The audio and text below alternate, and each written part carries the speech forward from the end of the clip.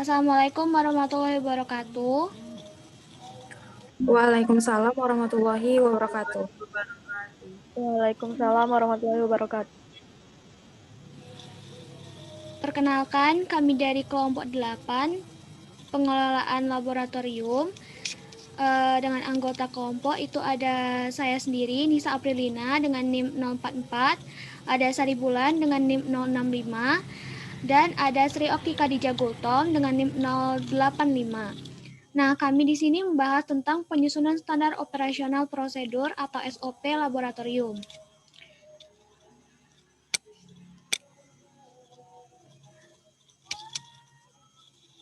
Nah, untuk pengertian standar operasional prosedur,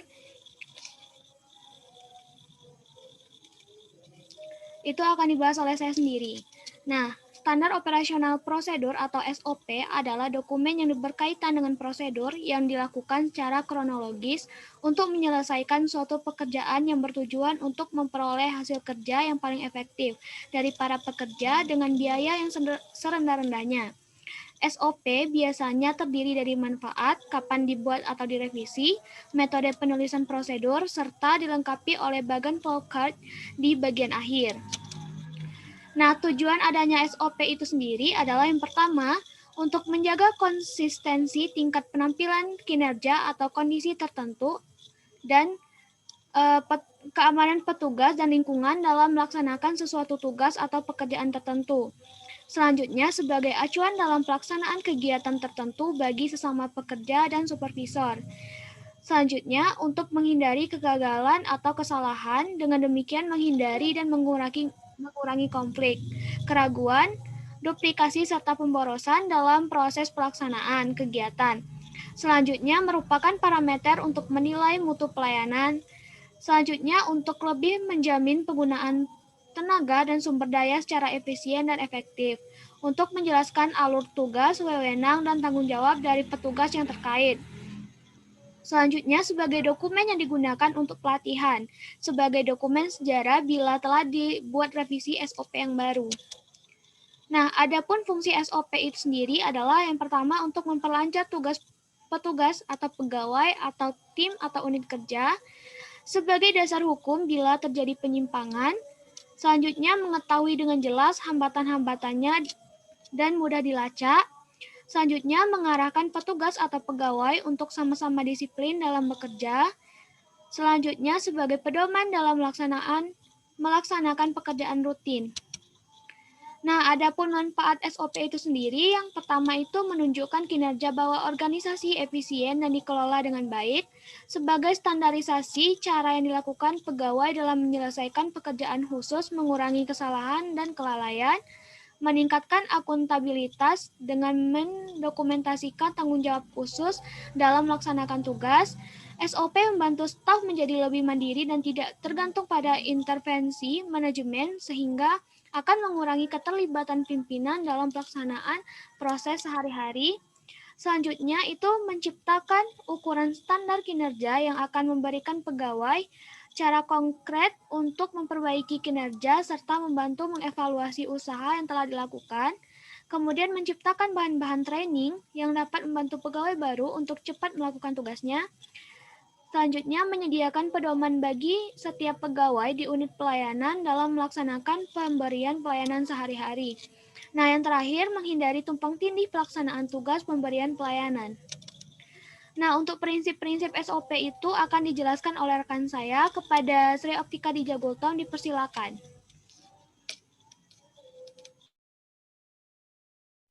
Baiklah, terima kasih moderator. Di sini saya akan melanjutkan presentasinya, di mana prinsip-prinsip dari SOP itu adalah yang pertama itu konsisten. SOP itu harus dilaksanakan secara konsisten dari waktu ke waktu dan oleh siapapun dan kondisi apapun di seluruh jaringan organisasi pemerintah. Yang kedua, perbaikan berkelanjutan, di mana SOP itu harus terbuka terhadap penyempurnaan-penyempurnaan untuk memperoleh prosedur yang benar, efisien, dan juga efektif. Kemudian yang ketiga, komitmen. SOP itu harus dilaksanakan dengan komitmen yang penuh dari semua jajaran organisasi, dari level yang rendah kemudian yang tertinggi. Lanjut, slide selanjutnya, moderator. Yang selanjutnya adalah mengikat. SOP itu harus mengikat dalam melaksanakan tugasnya sesuai dengan prosedur yang ada dan ditetapkan. Seluruh unsur yang memiliki peranan penting, di mana seluruh peran-peran tertentu itu dalam setiap prosedur yang distandarkan. Kemudian terdokumentasi dengan baik seluruh prosedur yang ada. Selanjutnya adalah standar operasional prosedur di laboratorium. Yang pertama adalah standar operasional prosedur kerja yang ada di laboratorium IPA, di mana siswa peserta praktikum itu harus terdaftar sebagai peserta mata pelajaran IPA. Kemudian, sebelum dilaksanakannya praktikum, siswa berhak memperoleh petunjuk dari praktikum. Kemudian, laboratorium mengumumkan kegiatan praktikum yang dilengkapi dengan pembagian kelompok, kemudian acara dan juga jadwalnya. Selanjutnya, acara praktikum itu meliputi adanya pretest, kemudian praktikum inti, adanya post-test setelah praktikum, dan juga pelaporan kegiatan praktikum serta wajib yang diikuti oleh seluruh siswa. Kemudian, guru atau asisten praktikum itu menyampaikan pretest dengan ketentuan siswa dengan nilai pretest yang di bawah 65 itu tidak boleh mengikuti kegiatan praktikum dan diberikan kesempatan 1 kali lagi untuk melakukan pretest dengan jadwal yang telah ditentukan.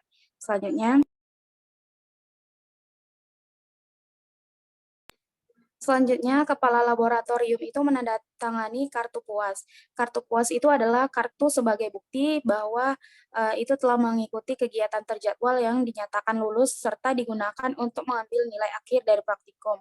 Kemudian hasil post-test itu akan diumumkan di papan pengumuman laboratorium selambat-lambatnya 1 hari atau 1 minggu setelah pelaksanaannya. Kemudian peserta praktikum itu wajib mengikuti post-test sesuai dengan jadwal. Bagi peserta praktikum yang belum mengumpulkan laporan, itu tidak boleh mengikuti post-test. Kemudian, setelah menyelesaikan materi dalam praktikum inti, peserta praktikum wajib menyusun draft laporan secara individu maupun kelompok secara sistematis dengan petunjuk praktikum yang ada. Selanjutnya adalah standar operasional prosedur di laboratorium kimia, di mana sebelum praktikum itu praktikan harus hadir 10 menit sebelum praktikum dimulai dan mengenakan seragam praktikan dan tidak dibenarkan memakai sendal dan juga harus memakai masker, kemudian sepatu, sendal, jas lab dan lain-lain. Kemudian praktikan itu harus mengikuti pretest. Praktikan yang tidak lulus pretest itu harus mengumpulkan tugas pendahuluan karena tidak dibenarkan untuk mengikuti praktikum bagi dia yang tidak lulus pretest. Selanjutnya adalah saat praktikum dilaksanakan, praktikan itu tidak diperkenankan untuk makan, minum, dan merokok di dalam ruangan karena sangat berbahaya. Karena di dalam laboratorium itu terdapat zat-zat kimia yang berbahaya. Kemudian, praktikan harus melakukan praktikum di dalam kelompoknya dan tidak diperkenankan dalam kelompok lain.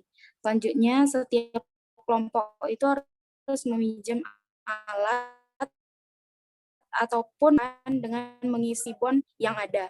Kemudian ditandatangani dan diminta petunjuk dari asisten dosen. Setelah itu, alat yang dirangkai diperiksa oleh asisten, kemudian ditulis data yang mana laporannya itu nanti akan diberikan ke asisten dosen dan disetujui oleh kepala lab. Selanjutnya saya serahkan ke moderator.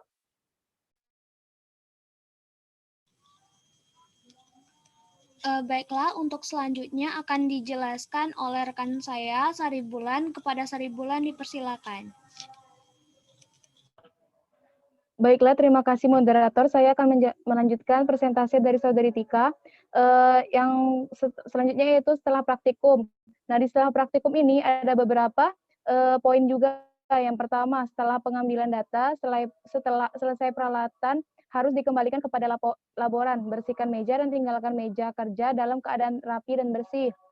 Yang kedua, kerusakan alat menjadi tanggung peminjam atau praktikan. Yang ketiga, laporan ditulis dengan format yang telah disediakan. Yang keempat, setiap laporan disertakan hasil perhitungan yang dilengkapi, perhitungan ralat, kesimpulan, dan jawaban tugas yang diberikan. Praktikan yang tidak hadir sebanyak 2 kali tanpa keterangan dianggap gagal dan semua praktikum yang sudah dilakukan dianggap batal. Baiklah, selanjutnya tentang standar prosedur peminjaman alat. Pengelolaan laboratorium berkaitan dengan pengelola dan penggunaan fasilitas laboratorium dan aktivitas yang dilaksanakan di laboratorium termasuk standar prosedur peminjaman alat di dalamnya. Prosedur peminjaman alat menurut Anonim tahun 2015 ada dua, yaitu prosedur peminjaman alat untuk praktikum dan prosedur peminjaman alat untuk penelitian. Di prosedur peminjaman alat untuk praktikum ada beberapa poin. Nah, di prosedur peminjaman alat untuk praktikum seperti yang tadi saya jelaskan, itu ada beberapa prosedur sebelum untuk peminjaman alat. Yang pertama, 3 hari sebelum praktikum dimulai, setiap kelompok siswa harus sudah menyerahkan berkas peminjaman alat yang telah ditandatangani oleh guru mata pelajaran IPA. Yang kedua, staf administrasi laboratorium menyerahkan berkas peminjaman alat kepada kepala laboratorium. Yang ketiga, kepala laboratorium memberikan memo kepada staf administrasi dan selanjutnya staf administrasi memberitahukan memo kepada laboran yang dimaksud. Yang keempat, laboran menyiapkan peralatan untuk kegiatan praktikum sesuai dengan berkas peminjaman alat. Yang kelima, asisten praktikum melakukan cek alat atas alat yang telah disediakan. Yang keenam, bila ada kesalahan atau ketidaksesuaian antara daftar, jenis maupun jumlah alat sebagaimana berkas peminjaman alat, segera melapor kepada laboran. Yang ketujuh, setelah memastikan peralatan dalam kondisi baik dan berfungsi sebagaimana mestinya, serta spesifikasinya sesuai dengan berkas peminjaman alat, asisten praktikum mengisi buku peminjaman alat. Selanjutnya, moderator. Yang kedelapan, saat kegiatan praktikum berlangsung, peralatan tidak boleh dipinjamkan atau dipindah ke tempat lain selain judul acara praktikum yang tercantum dalam petunjuk praktikum dan berkas peminjaman alat. Yang kesembilan, setelah kegiatan praktikum selesai, asisten praktikum segera melapor pada laboran.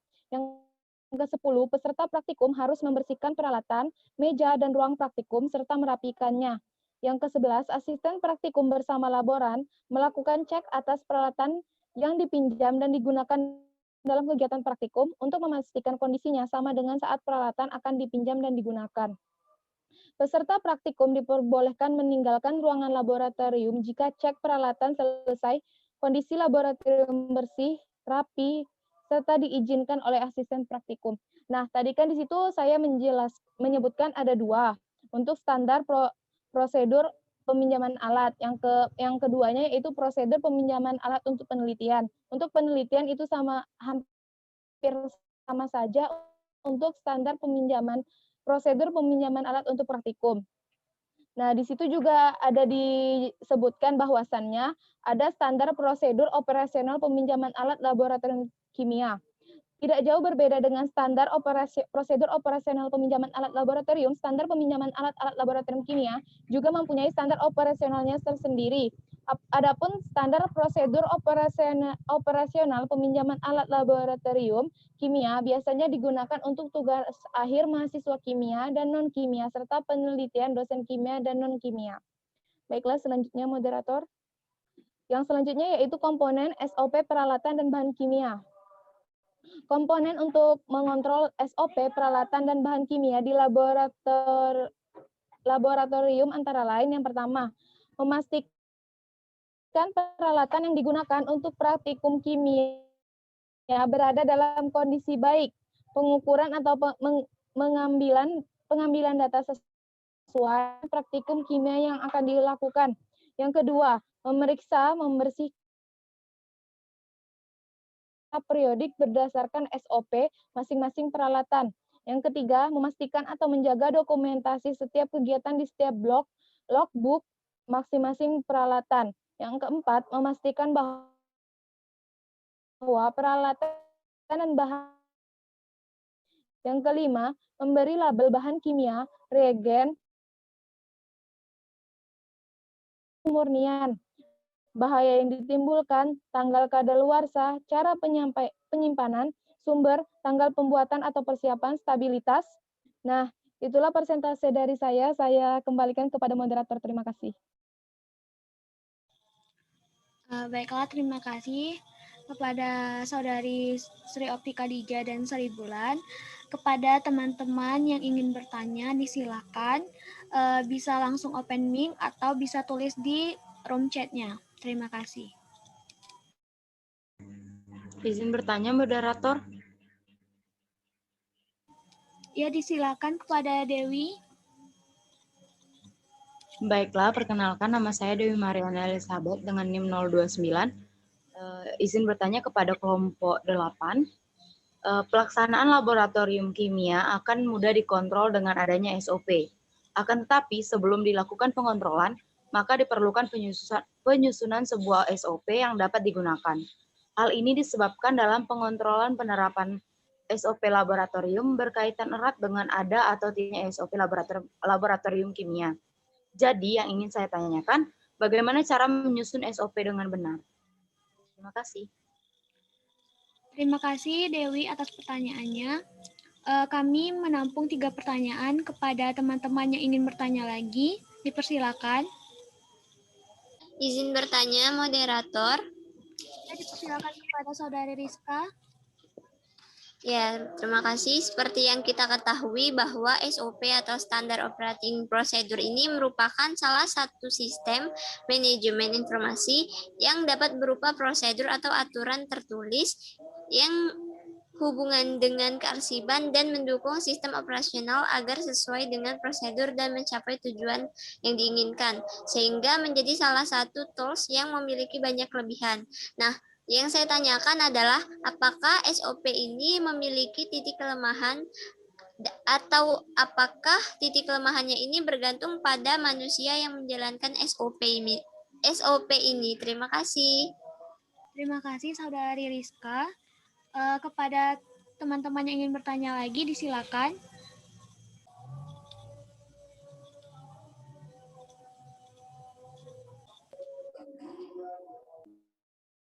Iya, dipersilakan kepada Saudari Elisa.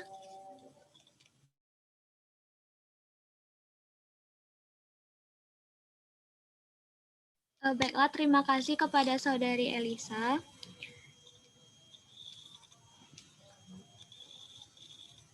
Mungkin untuk pertanyaan dari Elisa bisa langsung dijawab oleh Saudari Sri Optika Dija.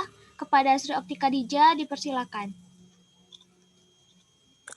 Baiklah, terima kasih moderator. Di sini saya akan mencoba menjawab pertanyaan dari Elisa. Perkenalkan, nama saya Sri Optika Dija Gultom, NIM A1C1181085. Jadi pertanyaannya itu, adanya aturan-aturan di dalam SOP itu, para pegawai itu diharapkan melakukan tugasnya dengan baik. Namun bagaimana caranya jika para pegawai itu tetap saja belum melakukannya dengan baik? Jadi menurut saya, tugas dan wewenang para pegawai itu terkadang itu tidak dijalankan dengan maksimal. Maka dengan adanya aturan-aturan di dalam SOP yang sudah dijelaskan oleh kelompok 9 tadi, itu diharapkan para pegawai akan lebih paham dan juga lebih menyadari apa tugasnya. Jika para pegawai tetap saja belum melakukannya dengan baik, tentu ada pula dasar hukum yang juga tertulis di SOP yang akan bertindak. Mungkin itu moderator, saya kembalikan kepada moderator. Terima kasih. Baiklah, terima kasih kepada Saudari Sri Optika Dija. Kepada teman-teman yang lain, apakah ada yang ingin menambahkan? Jika ada yang ingin menambahkan, silakan open mic-nya. Izin menambahkan, moderator. Ya, disilakan kepada Saudari Dara. Baik, perkenalkan nama saya Dara Kumalasari dengan NIM A1C1181038.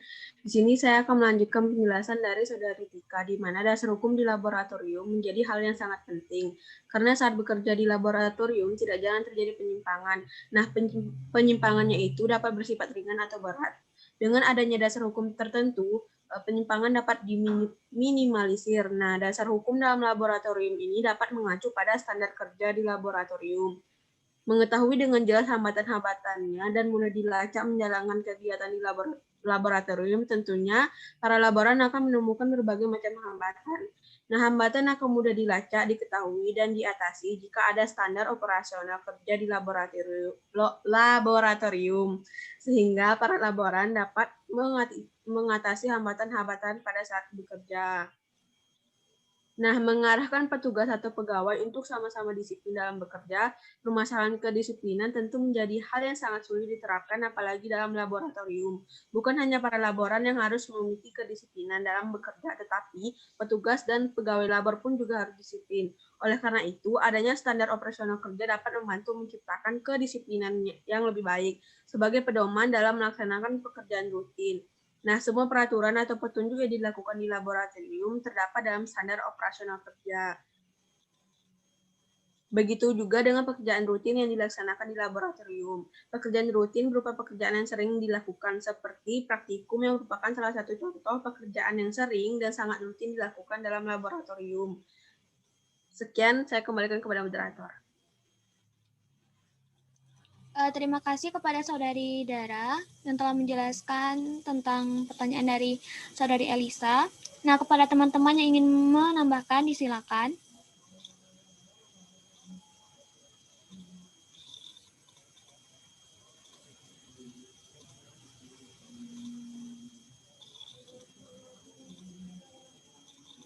Sepertinya tidak ada lagi. Bagaimana Saudari Elisa dengan jawaban dari penyaji dan teman-teman?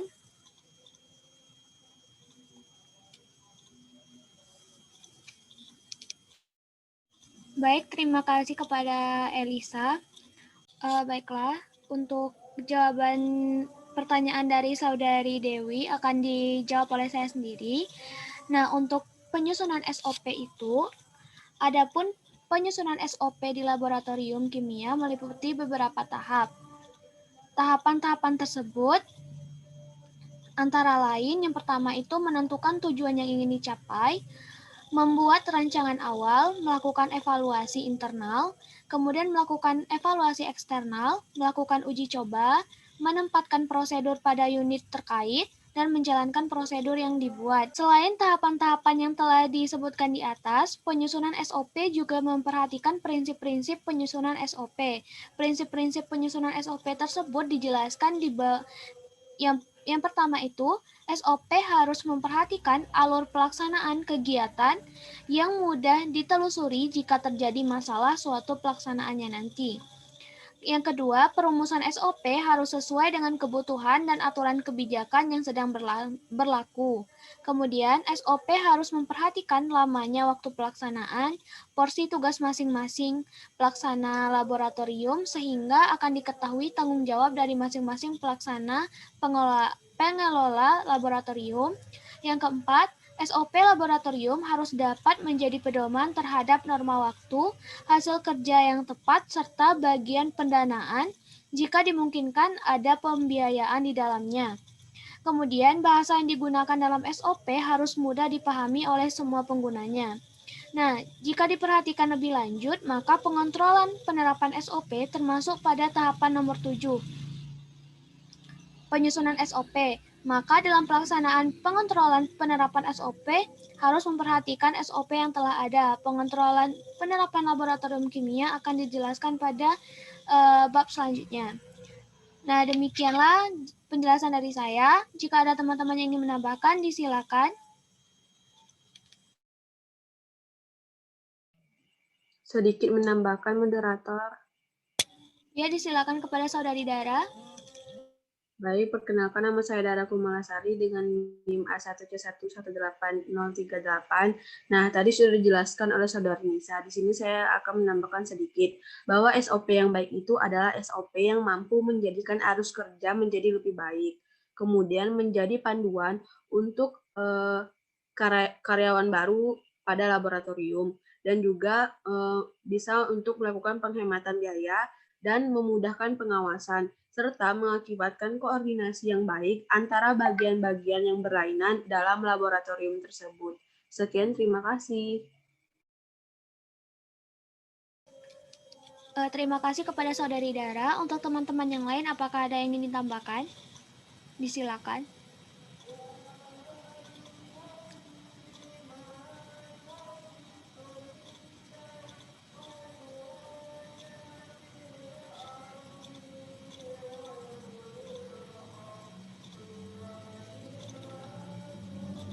Sepertinya tidak ada lagi. Bagaimana Saudari Dewi atas jawabannya? Baiklah, terima kasih kelompok penyaji dan juga Saudari Dara. Berarti SOP itu akan membantu setiap bagaimana alur dari suatu pekerjaan di laboratorium seperti itu. Ya. Terima kasih atas jawabannya. Ya, terima kasih Dewi. Untuk jawaban pertanyaan selanjutnya akan dijelaskan oleh Saudari Saribulan. Kepada Saribulan dipersilakan. Dari Saudari Rizka Sintiana. Tadi sudah disampaikan kepada Saudari Rizka bahwasanya SOP merupakan salah satu sistem manajemen informasi dapat berupa prosedur atau aturan tertulis yang berhubungan dengan kearsipan dan mendukung sistem operasional agar sesuai dengan prosedur dan mencapai tujuannya. Sehingga menjadi salah satu tools yang memiliki banyak kelebihan yang saya. Nah, pertanyaannya yaitu apakah SOP ini memiliki titik kelemahan atau kelemahannya tergantung kepada manusia yang menjalankan sistem operasional. Baiklah, pertanyaan Saudari Rizka Sintiana saya akan mencoba menjawab. Menurut saya, iya, kelemahannya tergantung kepada manusia yang menjalankan sistem operasinya. Saat ini sering muncul kasus yang berkaitan dengan human error. Inti dari kasus ini adalah kesalahan bersumber dari praktikan yang tidak mematuhi standar operasional kerja. Orang yang berkaitan termasuk di dalamnya adalah pegawai. Pegawai berpotensi melakukan kesalahan yang cukup berarti. Maka dari itu, SOP memiliki peranan yang sangat penting dalam melindungi organisasi atau unit kerja. Petugas pegawai dari malpraktek atau kesalahan administrasi lainnya. Menghindari kegagalan atau kesalahan, keraguan, duplikasi, dan inefisiensi, standar operasional kerja memuat hal-hal yang cukup berpengaruh dalam menghindari kegagalan atau kesalahan, keraguan, duplikasi, dan inefisiensi. Salah satu contoh terkait inefisiensi bahan yang digunakan. Contoh nyatanya adalah penggunaan klorin yang telah diatur berapa takaran penggunaan setiap kali kegiatan praktikum dalam laboratorium. Baiklah, itulah dari jawaban dari saya kembalikan kepada moderator. Terima kasih. Terima kasih kepada Saudari Saribulan. Kepada teman-teman yang ingin menambahkan jawaban dari Saudari Saribulan, dipersilakan.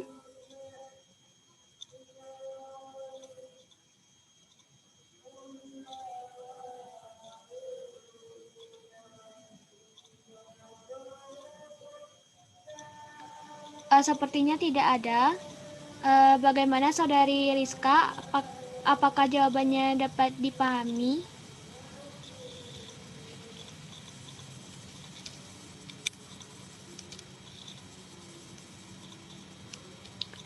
Baik, terima kasih kepada Saudari Rizka.